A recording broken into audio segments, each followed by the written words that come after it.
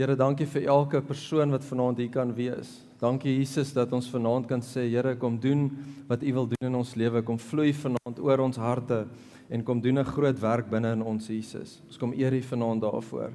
What a mighty God you are. What a privilege it is to be called your children. And Lord, I pray tonight that you will pull all of us closer to a place of understanding and revelation of the Father's heart. Pull us closer, God. I pray, Holy Spirit, that you come and breathe over us tonight. I pray for the rivers of living water to come down on us tonight. I pray for the rain of heaven to be poured out on this place tonight, upon every heart, every soul, and every spirit in the name of Jesus. Thank you, Holy Ghost. Thank you for the freshness of your Spirit, and we celebrate that tonight. Hallelujah. Thank you, Jesus. Ek wil jou uitnooi daar waar jy staan om net vir hom te sê, Here, kom doen vanaand 'n werk in my lewe. Jesus, kom doen vanaand wat U wil doen. Kom raak vanaand aan my, Jesus. Let me see you tonight. Let me have a clearer understanding of who you are tonight, Lord Jesus. Let me not miss a thing tonight. In the mighty name of Jesus. Hallelujah. Thank you for the price you paid, Jesus. Hallelujah. Thank you, Father. Amen. Amen. You may be seated. Thank you. Kom ons gee vir die Here 'n lekker hande klap. Sean, gaan vir my die bass 'n bietjie af en die treble bietjie op asseblief. Ander kant. Amen. Dis lekker om julle almal te sien. Baie welkom almal. Woohoo. Dankie Andrei, lekker om jou ook te sien. Dankie julle. Awesome. Ek hoop julle almal het 'n goeie week gehad en that you are blessed and that you are expectant for tonight. Amen. I'm so excited for tonight. I want to share this word and I'm going to jump into it right away. That says the rain of God's word. Die reën van God se woord. Die reën van God se woord. Nou, Sean, as jy my 'n bietjie sagter kan sit. Jy net genade met ons. Ons het net 'n nuwe mikrofoon wat ons wil instel so deur die loop van die aand. Verskil so 'n bietjie as die mense in die vertrek is teenoor wanneer hier niemand is nie. So, awesome, dankie. Kom ons gee vir Sean 'n slag 'n bietjie 'n lekker hande klap vir julle. Jy het 'n groot fan daar agter, Sean. Awesome. So, say ma. So, I want you to go with me to Luke 5 verse 4. Luke 5 verses 4. And I want to talk about the Word of God and the reign of the Word of God in our lives and the power, the revelation of the reign of God's Word in our lives. So Peter was this fisherman that was called to be a disciple by Jesus. So it's very significant what happened to Peter.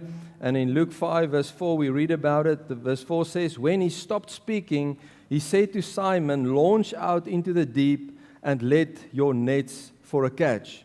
But Simon answered and said to him, to Jesus, Master, we have toiled all night and caught nothing. So we know the word for toiled in the Greek is to be in fatigue. So Peter is saying to Jesus, listen, we are fatigued. We are in a place of being fatigued because of the night's catch that we couldn't get. There was just no production, no effectiveness. We couldn't catch anything. But then Peter said the following. He said, nevertheless, at your word. So imagine the whole night they didn't catch nothing. But Peter went and he says, even before he knew who Jesus is, he said to him, according to your word, the word that came to my boat, the word that has been spoken to me from God, according to that word, I will do it again. Doesn't matter what is in the past, doesn't matter what happened last night, doesn't matter what is in history, I will once again, because of your word, obey your word, and I will lower the nets. And the Bible says the effects of this was in verse 6, when they had done this, they caught a great number of fish, and the net was breaking. So imagine yourself from catching nothing to having a net full of fish, the net's breaking, the boat want to sink, and the Bible goes on and says that they actually also signal to their partners that they can put this massive harvest into both of the boats. Suddenly there's nothing. There's hopelessness. There's just nothing. And the next moment, they and their partners are blessed. And not only to a little bit, overabundance. Okay? The Bible says in verse 8, when Simon Peter saw it, he fell down. What did he saw? He saw the word. He saw the production of the word. He saw the effects, the harvest that this word bring forth. When he saw this, he fell to his knees and he said, "Depart from me, for I am a sinful man, O Lord." That is normal, the normal, response that man has towards God, because we don't feel good enough. There's so much sin, there's so much issues in the heart of man when we get to know Jesus the first time that we don't feel good enough. But He just overshadows us with His love, with His compassion, His forgiveness, and He calls this man as he is to become someone different. And the Bible says that he said to Jesus, "Depart from me." But then Jesus said the following. He says in verse 10, "Do not be afraid. From now on you will catch men." So you see, the word of God came to Peter not only to give him fish, but to change his destiny, to reveal his God-given destiny. So suddenly a man that's only a fisherman becomes a fisher of men. A man that's only a normal day-to-day guy doing his business, becoming an apostle of Jesus Christ for the purposes of God. Isn't that incredible? And it didn't happen in a building, it happened in the fisher boat. Last week we spoke about the offices of ministry, and in your marketplace where God wants to use you for His glory. Look at what happened when the Word of God came to Peter and the effects it had on him and his destiny. You will from now on catch men. Hallelujah. Jesus spoke the word, instruction, and it was not empty or ineffective. I want to tell you tonight that the Word of God over your life will never be ineffective. Never. There's instruction in the Word. The Word of God is filled with instruction and revelation of who the Father is, the heart, the character, the will, the wisdom of God, the power of God. So it's filled with instruction. But the promise is it will not be empty. Never. It will never be ineffective. The word Jesus spoke resulted in a miracle that both met a physical need, the fish, and it revealed God's divine authority in his life. So the word that Jesus spoke, when Jesus said, "Let down the nets," the manifestation of the word's power was fish. Suddenly there's fish in the same waters, from the same boat, in the same net. And it also revealed something even more. It revealed God's authority. So it revealed the fish, but if you only see the fish and you are only after the fish, you will miss the authority of the Word of God. If the Word is only for me to benefit me and my circumstances and I want the fish, then I'm going to miss out on the destiny and purpose that God has for me. Because it wasn't about the fish. It was about the authority of His Word. He said, and it happened. The Bible says, will He say it and not do it? Will He promise it and not fulfill it? Not perform it? But you see, He's looking for those that's willing to lower the net when He speaks the word. The purpose wasn't just the provision, but transformation and the calling. I want you to see that when Jesus spoke the word to Peter, the intention of God was the transformation of the man. That is what the Word of God is all about. That is what the Spirit of God is all about, is to transform people so that we will walk in the image and likeness of how God actually created us as in His image. Genesis 1:26-27 says that God has created them male and female in His image and likeness He created them. But we see such a mess in mankind because of sin. And the Holy Spirit's assignment is to pull you back into line of what God has destined for your life so that you get to know the Peter, the fisher of men, and not only the Peter, the fisher of fish. That was the assignment of the Word of God in the life of Peter. Let's quickly go to Isaiah 55, verse 10. Isaiah 55, verse 10. What an incredible scripture. It says the following, it says, "For as the rain comes down, and the snow from heaven, and do not return there, but water the earth, and make it to bring forth and bud, that it may give seed to the sower and bread to the eater." And listen to this promise of God. He says, "So shall my word be that goes forth from my mouth. It shall not return to me void, but it shall accomplish what I please, and it shall prosper in the thing for which I send it." What an incredible promise. The Lord of heaven and earth says that I will send my word. It will be like rain. My word will be like rain. It is rain. Dit is reën. It is rain. Incredible. The word of God is like rain. And it says it will come down upon the earth and it will fulfill. It will be on the mountaintops. The snow fill the mountaintops. And when the farmer sees the snow, he's excited. Even though he can do nothing with the snow, but he's expectant for that snow to become water. Because that water will fill the dam and fill the lands where the crops is being produced. And so he's expectant for the rain, for the manifestation of water from the heaven, out of the physical, natural heaven. He's excited, expectant for it, because there will be a harvest because of it. So when they see rain or snow, they see the harvest. And the word says that God speaks His word as rain. And He says this word will not return back to Him. In the same way that rain comes to the earth and it do whatever it's supposed to do, bring forth seed to the sower and bread to the eater, in the same way the word of God, when He speaks it, when He releases it, it will come forth and it will not return back void to God. Listen, the word of God can only return to Him when it fulfilled its purpose. Amen. Hallelujah. Thank you, Jesus. It says, "It shall accomplish what I please. It shall prosper."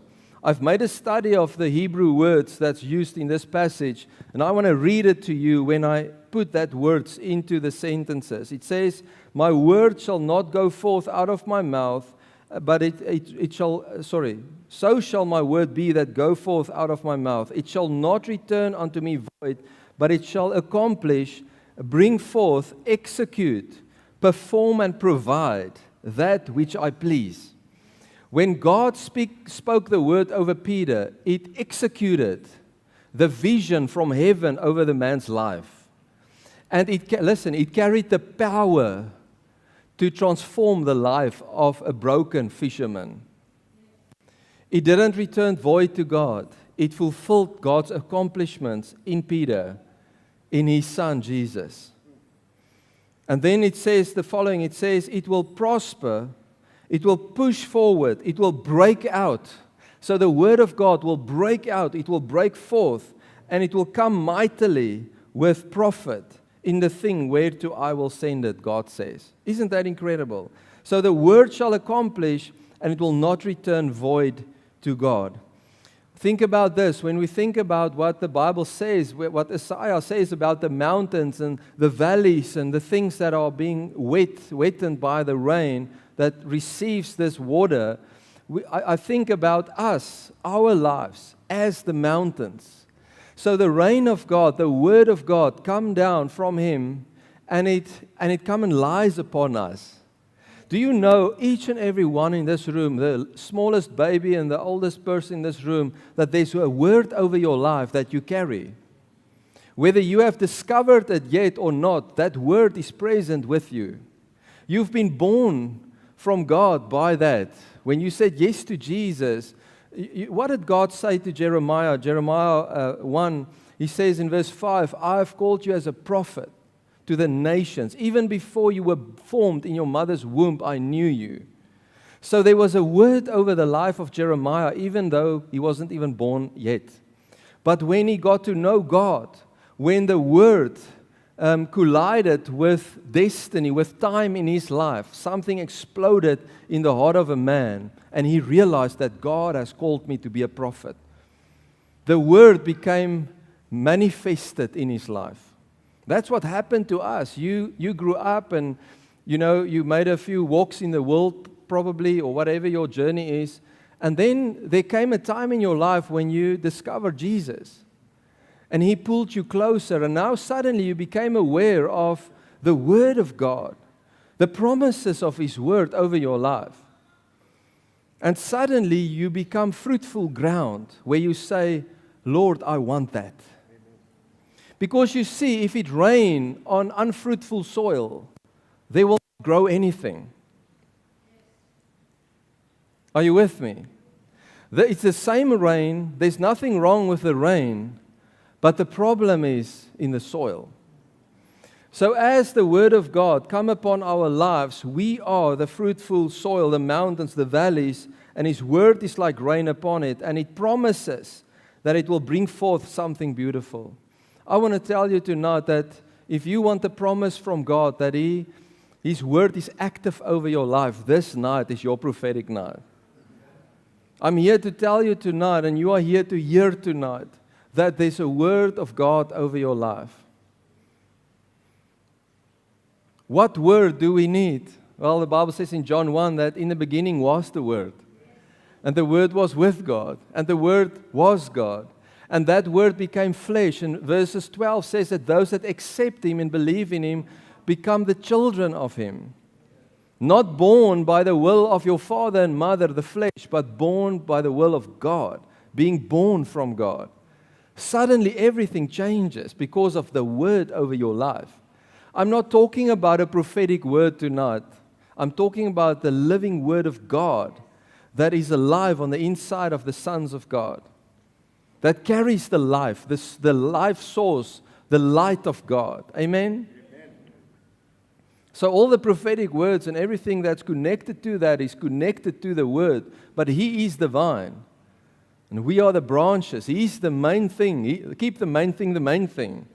Amen? I cannot pursue a prophetic word over my life without the main thing. Because without Him, that thing is nothing. Okay? So the deeper purpose of the Word that doesn't return back void, the deeper purpose of the rain on the mountains, the rain upon my life, is for transformation. Is that Andre stand before God and God says, my son, this is who I created you to be. In my image, in my likeness. The Bible says in 2 Corinthians 3 verse 18 that as I behold in a mirror, we are transformed. From what? From glory to glory. So the Spirit is all about transformation. Verse 17 says, where the Spirit of the Lord is, there's freedom. Amen? There's liberty. To do what? To liberate me, to bring freedom to my life. But that is called transformation. Amen? So He sends His rain. God is the one that sends the rain. So I want you to see that, and I want to touch on this quickly tonight. There are two types of rain that's mentioned in the Bible and also mentioned in the tradition of Israel and of the Jews that formed many years ago. Today we get, spulpunte and we get all sorts of fancy drippers and pumps and things. But a farmer that only needs to depend on rain that fall from the clouds. He is used to two types of rain. The first one is the early rain. Okay? The former rain. The purpose of that rain in that season, the early rain, is to prepare the ground for plowing and to prepare the ground for putting the seed into the ground. And the purpose that's part of that rain, the early rain, is also to bring life to that little seeds. When that seed germinate, it sort of die before it can grow. So the rain, the water, when it touches the seed, there's a process that starts to manifest, and the experts will have more knowledge than me, but something happened to the seed. So the farmer is expectant, he's praying, he's waiting for the former rain, the early rain, so that he can actually start to work with the soil. But he only chooses the fruitful soil. And if it's not fruitful, he will work on the soil until it's fruitful, because he knows it doesn't help me to put my seed in the ground when it's not fruitful. It's not going to bring a harvest. It can rain many times, it will do nothing, because the soil cannot facilitate, the process of the fullness of the harvest. So he's waiting, praying for that rain, for the early rain to fall on the ground. But then there's another type of rain that comes in its season, called the latter rain. Now, the latter rain helped to mature the crops for the harvest. The latter rain is not to plow the fields. It's not to germinate the seed. The latter rain is when the crops are already busy with the process of growing. Het julle al gesien, did you take note when it rains, you are watering your grass the whole week and it doesn't become green. But the moment the rain from heaven fall on it, the next morning it's green. There's just something different about fresh rain, the fresh water, from the very source it comes from. And that is what the farmer is praying for. He says, Lord, I need the latter rain. And whether you are a Christian or not, all farmers, whether they believe in God or not, are trusting for that rain to come. And you know what is incredible? Jesus made the statement in Matthew 5. He says that God sends the rain on the just and on the unjust. That's why there's people that receive rain on his farm, and he doesn't want to have anything to do with Jesus. And the Christian farmer also received the same rain. It's from the same source. So Jesus says it will rain on the unjust and the just. But you know what's the difference? Is that the unjust represent the unfruitful ground. It rains, but there's no harvest. You hear the word, not you, an unjust person, hear the word, but there's no fruit. Hear the word of I need to allow God in my life. I don't, so nothing happened. So what happens? It rained on me, but now my soil causes the rain to just carry and tarry on my life. Die Bybel sê God is lankmoedig, dat almal tot wedergeboorte, tot repentance kom. Is dit nie awesome nie? Still the promise is that it will not return void, so the word will constantly function over that person's life, and one day something manifested and that person gets saved. But now what happens when the rain fell on the just person, it means that you are already born again, but now it's time for you to mature. Listen, it's time for the crops that's already growing in your life to mature. So when the rain of heaven, there's two types of rain from heaven. The one water, the one rain, the purpose is to get you born again and to bring growth in your life, to take you on this journey with Jesus. The second one, prophetically, symbolically, is to take you to maturity. It is to bring the crops that's already there, to bring it to a next level, to take it to a deeper place with Jesus. Is dit nie awesome nie? Is it okay? Is julle saam met my? Now listen to this. The Bible says, before I read that scripture, I want to ask you tonight, are you ready for the latter rain of God on your life? Are you willing to grow deeper? Are you willing to surrender more? Are you willing for the latter rain? And we all have to answer that for ourselves. Listen to this, Hosea 6 verse 3. It says, let us know and let us pursue the knowledge of the Lord. His going forth is established as the morning, and He will come to us like the rain, like the latter and the former rain to the earth. So the prophet prophesies and he says that He will come. God will come to us in the way of the latter rain and the former rain. But you see that when listen to this, when Peter first in his life received the word of God, he received the early rain. The early rain, the word said to him, put the nets in the water. He responded. Then the word came to him and said, follow me and you will become a fisher of men.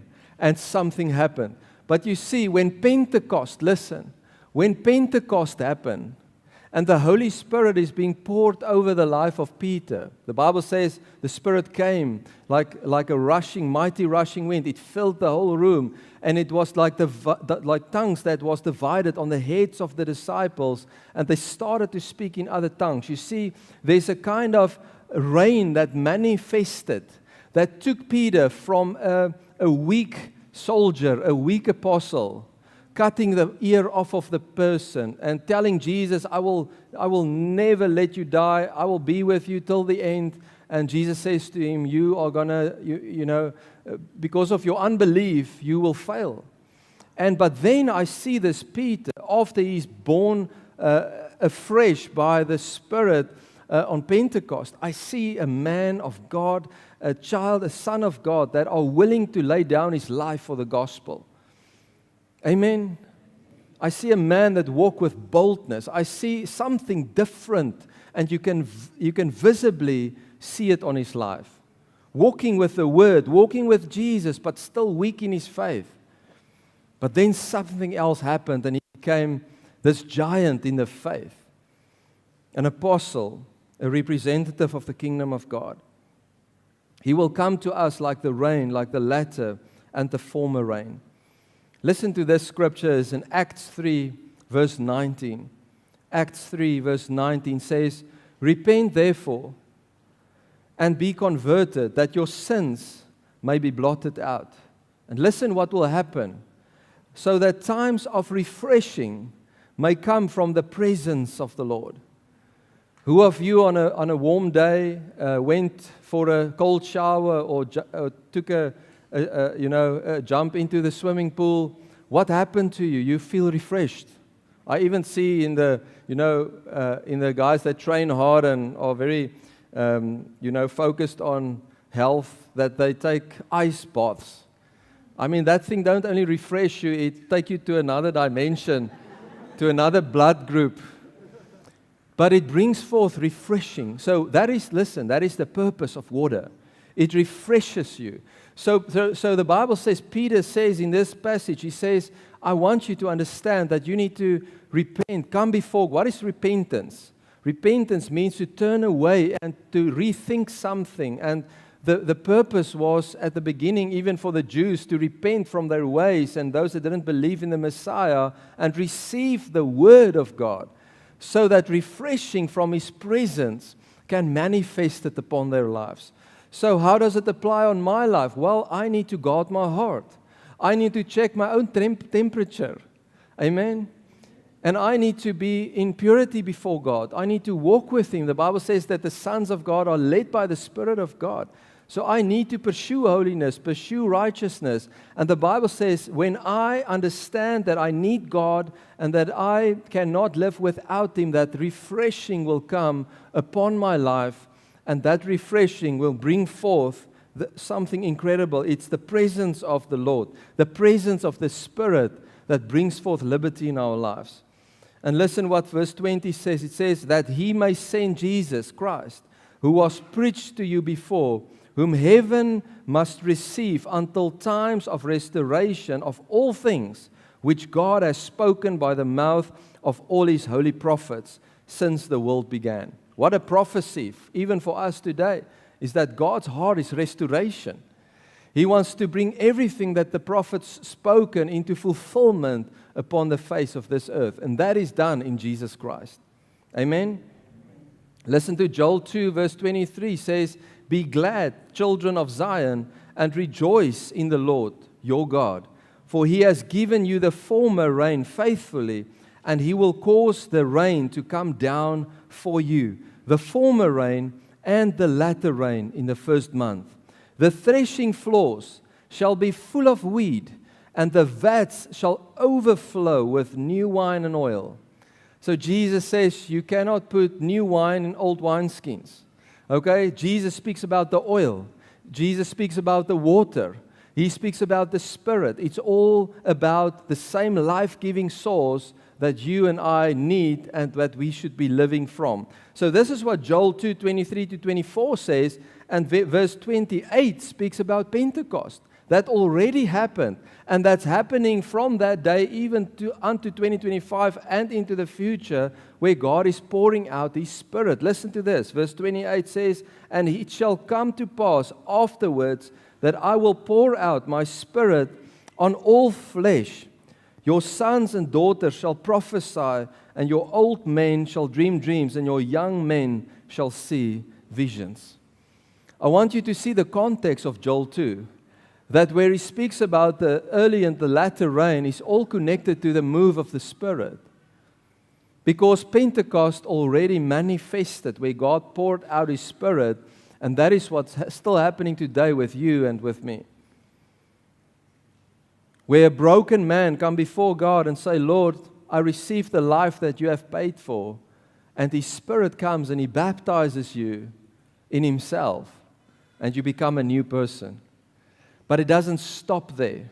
The latter rain is what keeps the Spirit moving in your life mightily as you allow the rain on fruitful soil. Amen? Do you remember Jesus so beautifully spoke about the soil in Matthew 13, where He said there's different kinds of soil, and only the fruitful soil gave a harvest. The former rain gives life, but the latter rain brings forth maturity. Amen? Quickly go with me to James 5, verse 7. James 5, verses 7. Interesting scripture. James is speaking and he says the following. He says, "Therefore, be patient, brethren." Die woordjie patient daar beteken to endure, to wait, and to expect patiently for something. It says, "Be patient, brethren, until the coming of the Lord." Now see the context of the refreshing that He brings.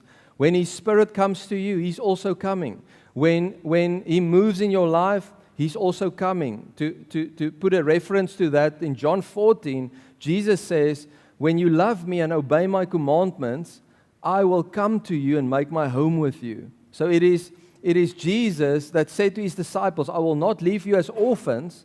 I will not leave you as an orphan, but I will come to you." How? By the Spirit He came. And the Spirit revives us and gives us new life. So now James says we need to endure patiently for the coming of the Lord, and that can also be futuristic. But listen to this. It says, "See how the farmer waits for the precious fruit of the earth, waiting patiently for it until it receives the early and the latter rain." There it is. Scripture for the latter and the early rain. The farmer expectantly waiting. And James says to the people he writes this book to, he says, "I want you guys, men and women, to know that you should be patient, waiting for God to fulfill what in your life? His promises, to fulfill His word in your life." You see, we so easily get impatient. We get so impatient quickly. I want it to happen now. I want God to move now. I want God to answer me now.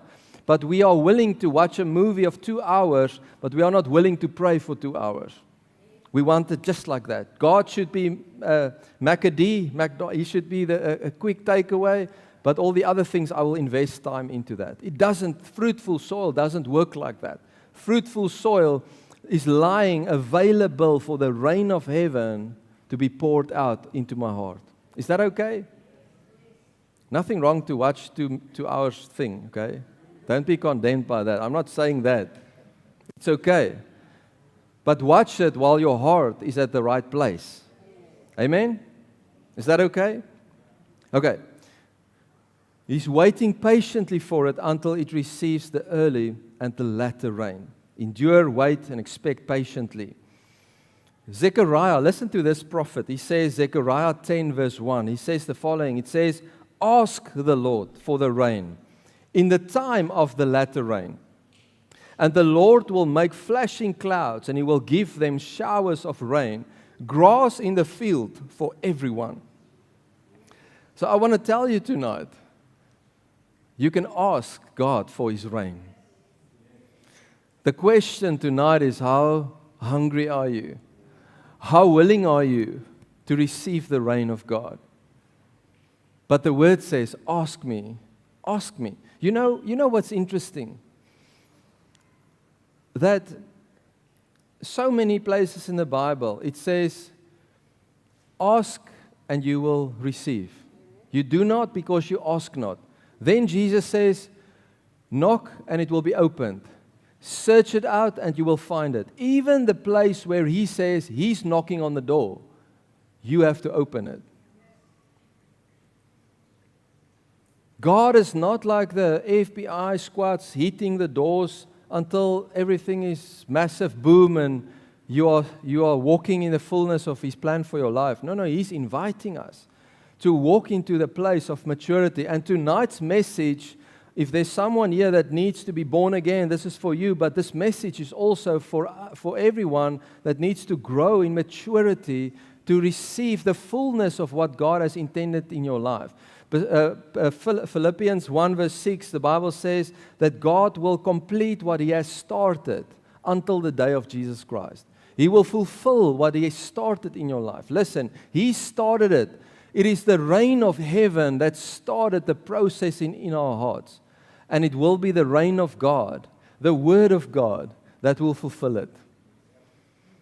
As the Word grow in you, you will mature. Why? Because you receive the wisdom of heaven, you receive the understanding of heaven, you see who God is, what He looks like, how Jesus walked, how He talked, and suddenly some things in my life changes because of what I can see in the Word. Amen? We also saw in the previous weeks that the Word of God is power, that it's powerful. Amen? There's an interesting story where in 1 Kings verse 16, the Bible talks about Ahab, this wicked king that was king of Israel. And we know that God raised up a prophet with the name Elijah. And so Elijah had a message from God. The word from God was that for 3 years and a little bit, it will not rain. So suddenly there came a drought, physically, no rain, nothing. There's no sign of the promise, there's a drought. Obviously, it wasn't good news to anyone because we know what it is to go through a drought in this area. We went through a drought for 7 odd years a few years back. So we know what it is. It's not good to go through it. It's not good for anyone's financial situations. Even for mindsets, it's difficult to have a faith in something that just doesn't come to pass in the natural. And so Elijah had this word from God, there's not going to be rain for 3 years. And then God returned with a word to Elijah. Listen to this. And the Bible says in verse 41 of 1 Kings 18, Elijah said to Ahab, not there. In 1 Kings 18, you can just write it down. In 1 Kings 18, the whole of 1 Kings 18 is the story where God spoke to Elijah, and He went to Ahab and He said to him, listen, there's going to come rain. But before that, it's the whole thing where Elijah sorted out the prophets. There was 400 and 450. So the total of the false prophets was 850. And the Bible says that they were all slain when the fire, you remember the story, when the fire came from heaven and God revealed Himself as the one true God. But then something happened. And after the repentance of the nation, after something physically happened with the people, there was a supernatural manifestation in the natural as well, and that was the rain from the clouds that wasn't manifested for 3 years. So something happened, and Elijah said to Ahab, he said to him, listen, there's going to come rain, and you need to prepare for the rain. So there was a word from God, there's going to be a drought, then there came a word of rain from God, the promise that will bring restoration to the situation. Now something interesting happened, and that Elijah, the Bible says from verse 41 to 46, that he sent his servant to go and look for the clouds. But Elijah was busy praying. He was with his head between his knees, praying before God. For what? For the rain. Even though God said it's going to rain, he was praying for the rain. Because as a prophet, he knew the word of God that we should ask, still ask. The Bible says pray and don't stop praying. Keep on praying. Keep on knocking. Listen, the Bible says that the servant came back. The first time he said, no, there's no sign. For 7 times he prayed and the servant go to watch. And the 7th time he came back and he said, man, I don't want to give you hope, but there's a little bit of cloud, like the fist of a man's hand, there far in the sky, blue sky. You know what Elijah did? He said to him, prepare, for I hear the sound of an abundance of rain. That man only spoke about a little teeny weeny cloud. And the prophet said, because I believe the word of God, his word will not return void to him. So even if I only see a little bit of cloud, I know that is the rain. That is the manifestation of what we've been praying for. And I want to tell someone in this room tonight that some of us have seen a little bit of a cloud. And I want to tell you tonight to prepare for the sound of abundance of rain will come over your life. Amen? What is the purpose of the rain? It's transformation. It's not to change only my circumstances, but to change my life. Because a changed life will change circumstances. Amen? Hallelujah. He says there's an abundance of rain. I want to ask you tonight, can you hear the sound of the rain that God is pouring over your life? I'm telling you tonight that it's raining upon your life while you're sitting here. Spiritually, it's raining over your life. The Word of God is active. The Bible says in Hebrews 4:12 that the Word of God is alive and active. It's like a two-edged sword. I declare tonight, spiritual deserts and dry places, that your rain are coming. To every dry, hopeless place, your rain is coming. Your rain is here. The answer to your rain came 2,000 years ago. The living Word of God. I want to also declare that every drought-stricken spiritual condition, that your rain is here. Your breakthrough spiritually is here. Your bondage, the breakthrough is here. He has been anointed to heal the sick, to cleanse the lepers, to set free the captives, to open up the eyes of the blind, to give a hunger to those that is stagnated inside of themselves. Amen. If you're sitting here tonight and you say, hey, Andra, I have no hunger for God, you need a miracle. You need the rain of God to flow over your life like never before. I want to declare not only rain for droughts, but rain for spiritual maturity. If we are the body, we need to act like the body. We need to look like the body. We need to speak like Mrs. Christ. Because the Bible says we are His bride. He paid a price for you to walk in integrity with Him. Hallelujah. The Bible says in 1 Corinthians 2 verse 9, but as it is written, eye has not seen, and ear has not heard, nor have entered into the heart of man the things which God has prepared for those who love Him. You see, the promise is for those that love Him. And then verse 10 says, but God has revealed them to us through His Spirit. Sê gou saam met my, to us. The Bible says, no one has seen, no eye has seen, no ear has heard these things. But He says, it has been revealed to you. Why? Because you carry the rain. You carry the Spirit. What things? Terwyl ek hiermee besig is, dink ek aan, the farmer put the seed in the ground. There's a picture on some of the packets of seed, or boxes, or whatever, packaging. There might be a picture or not, but he has an idea when he put a corn seed into the ground, he knows in his mind what it will look like. But when he only carry the seed, there's no proof of the picture yet. So he can only imagine, because his eye has not seen and his ear has not heard. But he knows that the seed is in the ground. But when the rain comes, he starts to see what he was envisioning in his imagination, what he was expectant for. Come on, people. As julle saam met my vanaand. I want to tell you that the Spirit of God is expectant to reveal the things of the Spirit to your life. The Bible says it has been revealed to us. So if we do not understand, we need to get into the Word and before God so that He can reveal His heart to us for the greater measures of the reign of heaven. The Spirit searches all things and the deep things of God. Hallelujah. Thank you, Jesus. Hallelujah. You know, it's interesting that many of you know the scripture well by heart. Isaiah 43:19 says that I want to do a new thing. Now it shall spring forth. Shall you not know it?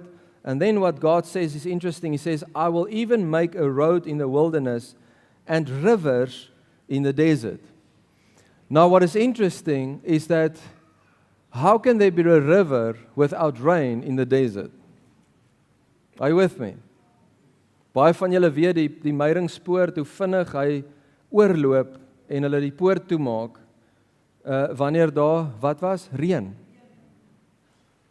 Nie wanneer iemand bid vir reën nie, it has to rain before they can close the road. Because rivers come together and overflow its banks.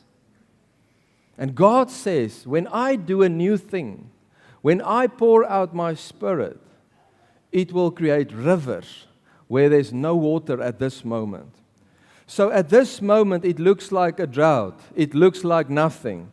But when the rain comes, the thing that was only a dry plain becomes a carrier of the very rain that fell on the earth.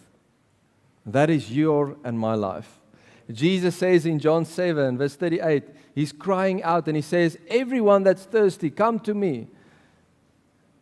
And I will give you what? Rivers of living water.